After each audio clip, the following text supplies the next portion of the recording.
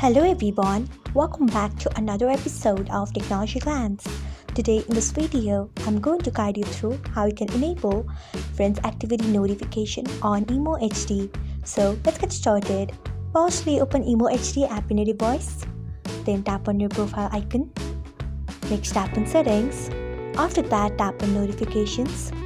Then tap on Friends Activity. Next, you can see the option of Allow Notification. Turn on it by tapping on it. So, this is how you can enable Friends Activity Notification on Emo HD. Thanks for watching. If you found this guide helpful, we would love it if you hit the thumbs up button below. We upload great new tech tutorials like this one every day, so do not forget to subscribe to our channel and hit the bell icon so that you'll never miss another update.